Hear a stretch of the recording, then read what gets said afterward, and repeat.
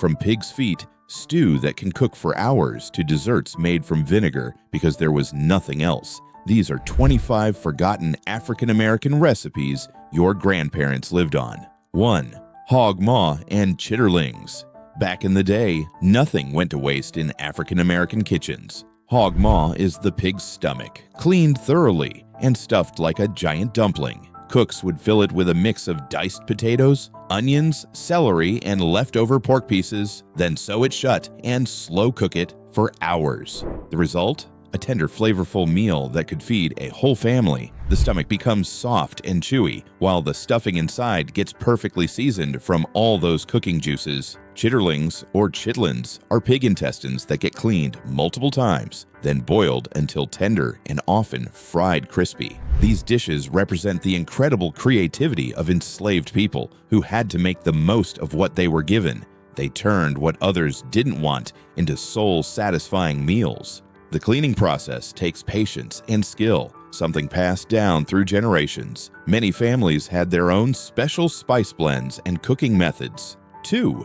Neck bones and rice. Neck bones might not sound fancy, but they create some of the most flavorful meals you'll ever taste. These are the vertebrae from pork or beef, and they're packed with meat that falls off the bone when cooked right. African American cooks discovered that slow cooking these bones creates an incredibly rich broth that's perfect for serving over rice. The cooking process is simple but requires patience. First, the neck bones get browned in a heavy pot to develop deep flavor. Then onions, garlic, and bell peppers join the party. Water gets added, and everything simmers for hours until the meat is fork tender. The bones release their marrow and collagen, creating a thick, satisfying gravy. This dish became popular because neck bones were affordable and available when other cuts of meat weren't. Families could stretch their food budget while still getting plenty of protein and flavor. The long cooking time meant the pot could simmer while folks went about their daily work,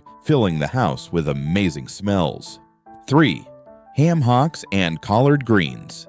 Ham hocks are the ankle portion of a pig's leg, and they're the secret weapon in Southern cooking. These smoky, salty pieces of meat transform a pot of collard greens into something magical. The combination represents one of the most beloved dishes in African American cuisine, served at Sunday dinners, holidays, and family gatherings. Collard greens are sturdy, dark, leafy vegetables that can handle long cooking times. They start out tough and bitter, but hours of simmering with ham hocks breaks them down into silky, flavorful ribbons. The ham hocks slowly release their smoky essence and rich fat, seasoning every leaf. The cooking process is almost meditative. After washing and chopping the greens, they go into a large pot with the ham hocks, water, and seasonings like onions, garlic, and red pepper flakes. Everything simmers together for at least 2 hours, sometimes more. The house fills with an incredible aroma that signals comfort and tradition. 4. Cowfoot soup. Cowfoot soup might sound unusual, but it's a nutritional powerhouse that sustained families for generations. This isn't just soup, it's a thick, gelatinous stew that's incredibly filling and good for your joints and skin. The cow's feet contain massive amounts of natural collagen that turns the cooking liquid into something almost jelly-like when it cools. Making this soup requires planning because the feet need long, slow cooking to break down properly. First, they're cleaned and sometimes split to expose more of the bone and cartilage. Then they go into a large pot with water, onions, garlic, and bay leaves. The cooking process takes 4 to 6 hours, during which the kitchen fills with a rich, meaty smell. As the feet cook, all that collagen dissolves into the liquid, creating a broth that's incredibly rich and satisfying. Many cooks add vegetables like carrots, potatoes, and celery during the last hour of cooking. Hot peppers, both fresh and dried, are common additions that give the soup a warming kick. 5. Oxtail stew. Don't let the name fool you. Oxtails don't come from oxen anymore. These days, they're beef tail cut into thick, round sections, each one packed with meat, bone, and marrow. When cooked properly, oxtail creates one of the most flavorful and tender stews you'll ever taste. The meat becomes so soft it falls off the bone, while the marrow and collagen create an incredibly rich gravy. The cooking process starts with browning the oxtails in a heavy pot to develop deep, caramelized flavors. This step is crucial and can't be rushed. Each piece needs to be golden brown on all sides. Then comes the holy trinity of Southern cooking: onions, celery, and bell peppers, along with garlic and tomatoes. After everything is browned and fragrant, liquid gets added, usually beef broth, wine, or just water with good seasonings. The stew needs to simmer for at least 3 hours, sometimes 4 or 5, until the meat is fork tender. During this time, the kitchen fills with an incredible aroma that draws everyone toward the stove. 6. Red rice. Red rice tells the story of cultural fusion in the American South. This dish comes from the Gullah Geechee people, descendants of enslaved Africans who lived on the sea islands of South Carolina and Georgia. They brought rice cooking techniques from West Africa and combined them with ingredients available in their new home, creating something uniquely American. The rice gets its beautiful red color from tomatoes, but this isn't just tomato rice. The cooking method is special. Everything goes into one pot and cooks together, allowing the flavors to meld completely. The rice absorbs all the seasonings and becomes incredibly flavorful, while the tomatoes break down to create a rich, slightly thick sauce. Traditional red rice includes smoked meat, usually bacon, ham, or sausage, which adds both flavor and protein. The meat gets cooked first to render its fat, then onions and bell peppers are added until they're soft. Tomatoes come next, either fresh or canned, along with the rice and seasonings like salt, pepper, and bay leaves. 7. Hoppin' John. New Year's Day wouldn't be complete without a bowl of Hoppin' John. This dish of black-eyed peas, rice, and pork is more than just food. It's a tradition that's supposed to bring luck and prosperity for the coming year. The black-eyed peas represent coins. The greens, if served alongside, represent money, and eating it on New Year's Day ensures good fortune. The origins of this dish trace back to both African and Southern traditions. Black-eyed peas came to America with enslaved Africans, while the rice cooking techniques were adapted to American kitchens. The name Hoppin' John has several origin stories, but what matters most is how the dish tastes and what it represents to families across the South. Making Hoppin' John starts with soaking the black-eyed peas overnight, though some cooks skip this step and just cook them longer. The peas go into a pot with water, a ham hock or piece of salt pork, and seasonings like onions, garlic, and bay leaves. They simmer until tender, usually about an hour. Rice gets added to the pot during the last 20 minutes of cooking, absorbing all those flavorful juices from the peas and pork. 8. Cracklin' bread. Cracklin' bread takes regular cornbread and makes it extraordinary by adding crispy pieces of rendered pork fat called cracklings. These little nuggets of fried pork skin add incredible flavor and texture to the bread, making each bite a perfect combination of cornmeal softness and smoky crunch. This bread represents the Southern tradition of using every part of the pig. Cracklings are made by slowly cooking pieces of pork fat and skin until all the fat renders out and the remaining pieces become golden and crispy. This process takes patience. The fat needs to cook slowly so it doesn't burn. The cracklings are then drained and cooled, ready to be mixed into cornbread batter. The cornbread base is simple: cornmeal, flour, eggs, buttermilk, and just enough sugar to balance the corn's natural flavor. When the cracklings get folded into the batter, they distribute throughout the bread, creating pockets of rich, smoky flavor. As the bread bakes, the cracklings stay crispy, while the cornbread around them becomes tender and golden. 9.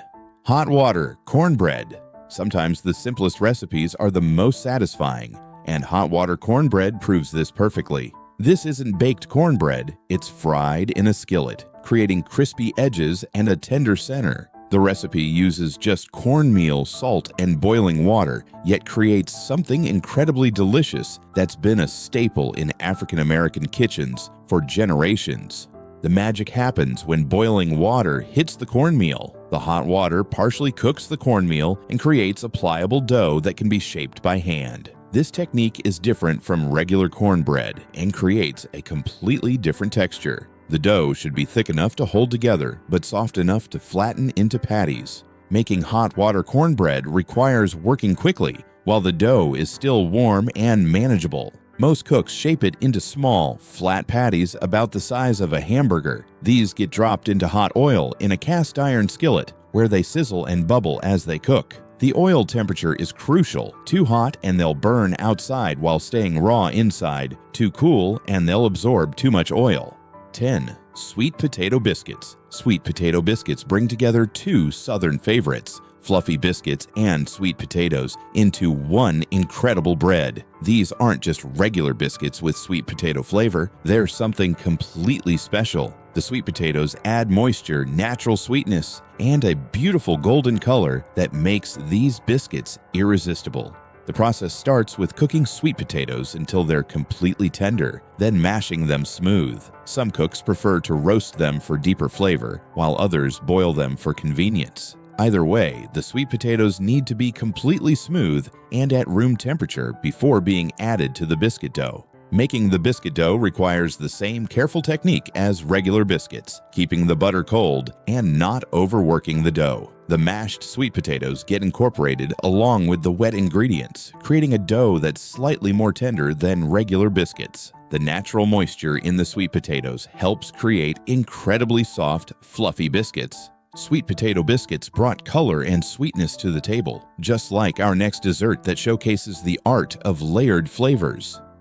11. Molasses stack cake. Molasses stack cake is a towering achievement in Southern baking, literally. This cake consists of multiple thin layers, sometimes 8 or more, stacked with a sweet molasses filling between each one. The result is an impressive cake that gets better with time as the flavors meld and the layers soften. This cake was often made for special occasions and community gatherings. Each layer starts as a simple cake batter made with flour, molasses, eggs, and spices. The batter gets divided and baked in thin rounds, creating layers that are sturdy enough to stack but tender enough to cut. The key is making the layers evenly thick so the finished cake looks neat and professional. The filling between layers is usually made from molasses, butter, and spices, sometimes with added fruits like apples or dried fruits. This filling needs to be thick enough to stay between the layers without running out, but soft enough to spread easily. Many cooks add cinnamon, ginger, or nutmeg for extra flavor.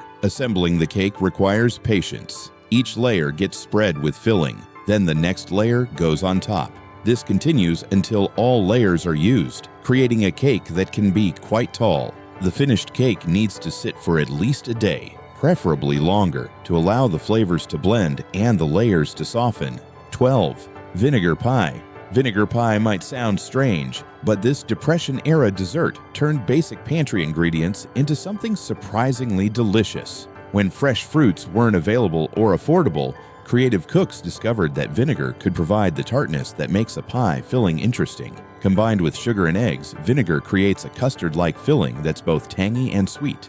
The filling starts with a simple custard base: eggs, sugar, flour, and milk or cream. The secret ingredient is just a small amount of vinegar, usually apple cider vinegar, which adds brightness and prevents the pie from being too sweet. Some recipes include a pat of butter for richness and vanilla extract for extra flavor. Making this pie requires careful attention to the cooking process. The filling gets cooked on the stovetop, stirring constantly until it thickens enough to coat a spoon. If it gets too hot or isn't stirred enough, the eggs can scramble and ruin the smooth texture. The finished filling should be thick, but still pourable. The pie gets baked in a pre-made pie crust until the filling is set and lightly golden on top. The vinegar mellows during baking, creating a complex flavor that's hard to identify if you don't know it's there. The finished pie tastes somewhat like lemon pie, but with its own unique character. 13. Buttermilk pie. Buttermilk pie is pure Southern comfort in dessert form. This creamy, custard-like pie has a subtle tang from the buttermilk that keeps it from being too sweet. It's simple enough to make with basic ingredients, yet sophisticated enough to serve at special occasions. The pie represents the Southern tradition of turning everyday ingredients into something extraordinary. The filling combines buttermilk with eggs, sugar, flour, and butter to create a custard that bakes up smooth and silky. The buttermilk provides both flavor and acidity, which helps the pie set properly and gives it that characteristic tang. Some recipes include a touch of vanilla or lemon extract, but the best versions let the buttermilk flavor shine through. Making buttermilk pie requires attention to technique. The ingredients need to be at room temperature so they combine smoothly without curdling. The mixture gets whisked until completely smooth, then poured into an unbaked pie crust. The pie bakes at a relatively low temperature to prevent the custard from curdling or cracking. The finished pie has a texture similar to chess pie, but with a lighter, more delicate flavor. The top develops a pale golden color and a slightly firm texture, while the interior stays creamy and smooth. The pie is best served chilled, which allows the flavors to develop and the texture to set completely. 14. Chess pie. Chess pie is the queen of southern desserts. Simple, elegant, and absolutely delicious. This pie contains just a handful of basic ingredients: sugar, eggs, butter, and a small amount of cornmeal or flour for thickening. Yet somehow, these simple ingredients transform into a rich, custardy filling with a slightly caramelized top that's pure perfection. The name chess pie has several origin stories, but the most likely explanation is that it comes from chest pie, a pie that could be stored in a pie chest or safe without refrigeration. The high sugar content acts as a preservative, allowing the pie to keep well at room temperature. This made it perfect for a time when refrigeration wasn't available. Making chess pie is straightforward but requires attention to detail. The butter needs to be properly creamed with the sugar, and the eggs must be added one at a time to prevent curdling. The small amount of cornmeal gives the pie its characteristic slightly grainy texture and helps prevent the filling from being too sweet or rich.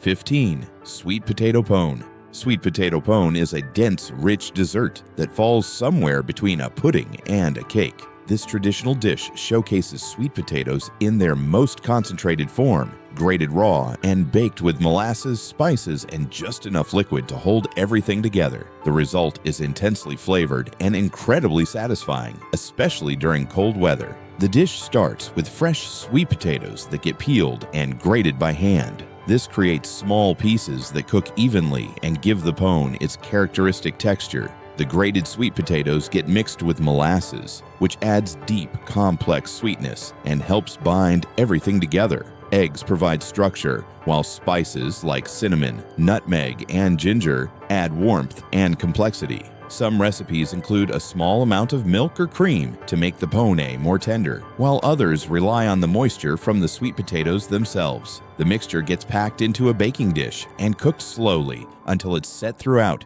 and golden brown on top. The long, slow baking allows the flavors to concentrate and develop. The finished pone has a dense, almost fudgy texture with pockets of concentrated sweet potato flavor throughout. It's sweet, but not cloying, thanks to the natural earthiness of the sweet potatoes and the complex flavor of molasses. The top develops a slightly crispy crust, while the interior stays moist and rich. 16. Sorghum syrup cookies. Before corn syrup became common, sorghum syrup was the sweetener of choice in many Southern households. These cookies showcase the unique flavor of sorghum, deeper and more complex than regular sugar, with hints of molasses and caramel. The syrup not only sweetens the cookies, but also keeps them incredibly soft and chewy. Sorghum syrup comes from pressing and cooking down the juice of sorghum cane, a process that was often done communally in rural areas. The syrup has a distinctive flavor that's less sweet than molasses, but more complex than corn syrup. In these cookies, it creates a rich, deep sweetness that pairs perfectly with warm spices. The cookie dough combines sorghum syrup with flour, eggs, butter, and spices like cinnamon and ginger. The syrup makes the dough slightly sticky and darker than regular cookie dough. Some recipes include a touch of baking soda, which reacts with the acidity in the sorghum to create tender, cake-like cookies. From the sweet complexity of sorghum cookies, we move to a simple bread that could be made anywhere, anytime. 17. Hoe cakes. How cakes get their name from being cooked on the flat blade of a garden hoe over an open fire, though most people made them on a griddle or in a skillet. These are the simplest form of cornbread, just cornmeal, water, and salt mixed into a batter and fried until golden. Despite their simplicity, they're incredibly satisfying and versatile. The basic recipe couldn't be simpler. Cornmeal gets mixed with enough water to make a thick batter that can be spooned onto a hot cooking surface. Salt is added for flavor, and some cooks include a touch of sugar or bacon fat for extra richness. The key is getting the consistency right. thick enough to hold together, but thin enough to spread slightly when dropped onto the griddle. The cooking surface needs to be hot and well greased to prevent sticking. The batter gets spooned onto the griddle in small portions, creating individual cakes about the size of a pancake. They cook until golden brown on one side, then get flipped to brown the other side. The finished hoe cakes should be crispy outside and tender inside.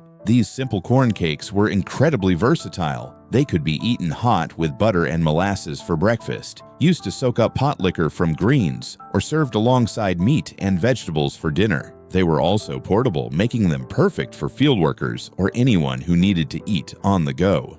18. Blackberry dumplings. Blackberry dumplings turn wild berries into a dessert that's part fruit cobbler, part dumpling stew. This dish celebrates the abundance of wild blackberries that grow throughout the South, transforming them into a warm, comforting dessert that's perfect for feeding a crowd. The dumplings cook right in the berry syrup, absorbing all that sweet, fruity flavor. The dish starts with fresh blackberries cooked with sugar and water until they break down and create a thick, syrupy base. The amount of sugar depends on how tart the berries are. Wild blackberries can be quite tart and need more sweetening than cultivated ones. A pinch of salt and sometimes a squeeze of lemon juice help balance the sweetness. The dumplings are made from a simple dough of flour, baking powder, salt, and milk or buttermilk. The dough should be soft and slightly sticky, not too stiff, or the dumplings will be heavy. They get dropped by spoonfuls right into the simmering berry mixture, where they steam and cook in the fruity liquid. As the dumplings cook, they absorb some of the berry juice and become incredibly flavorful. The berries continue to break down, creating a thick sauce that coats everything. The finished dish has tender, fluffy dumplings surrounded by intensely flavored berry syrup. 19. Fried green tomatoes. Fried green tomatoes transform unripe tomatoes into crispy, tangy perfection. This dish was born out of necessity. At the end of the growing season, gardens were full of tomatoes that wouldn't have time to ripen before the first frost. Rather than waste them, creative cooks discovered that green tomatoes, when sliced and fried, became something completely delicious. The key to perfect fried green tomatoes is choosing the right tomatoes. They should be firm and completely green, not showing any signs of ripening. Soft or partially ripe tomatoes will fall apart during cooking and won't hold their shape.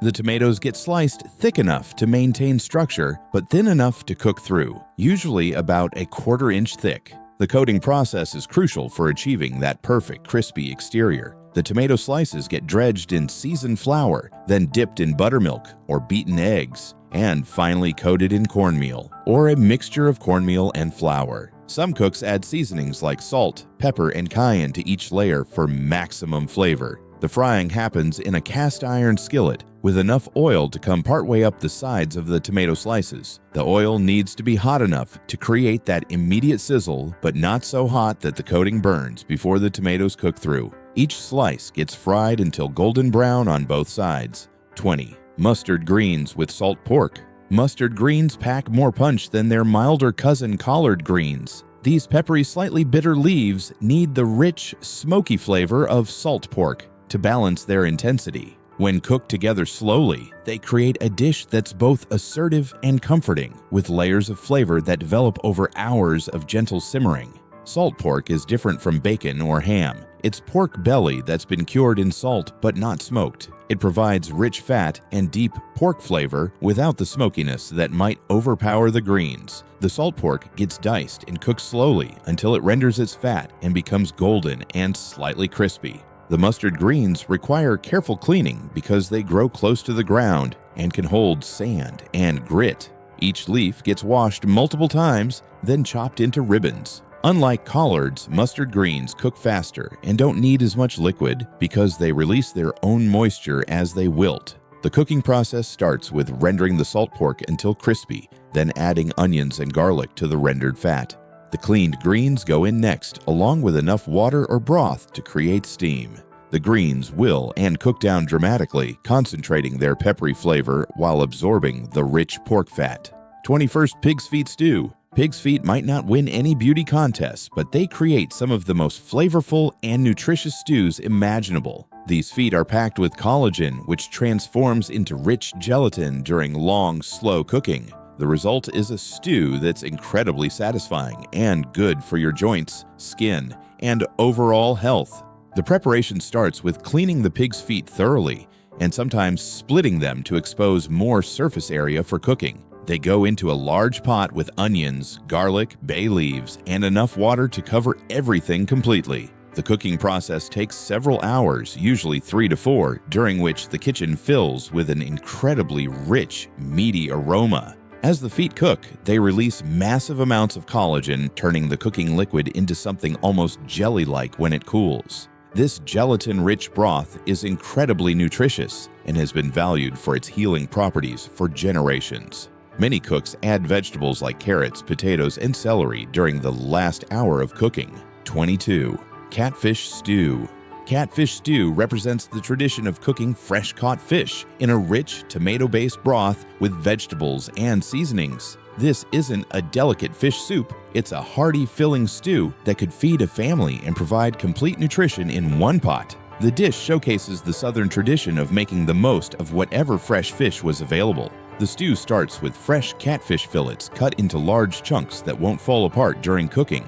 Catfish is perfect for stewing because it has a firm texture and mild flavor that absorbs the seasonings well. The fish gets seasoned with salt and pepper, then often dredged in flour or cornmeal before being briefly seared to develop flavor. The base of the stew is built with onions, celery, bell peppers, and garlic, the holy trinity of Southern cooking plus garlic. These vegetables get cooked until soft and fragrant. Then tomatoes are added, either fresh or canned. The tomatoes provide acidity that balances the richness of the fish and creates the stew's characteristic color. Potatoes are essential to catfish stew, providing substance and helping to thicken the broth as they cook and break down slightly. Other vegetables like corn, okra, or lima beans are common additions depending on what's in season and available. The stew simmers until all the vegetables are tender and the flavors have melded completely. 23. Okra and tomatoes.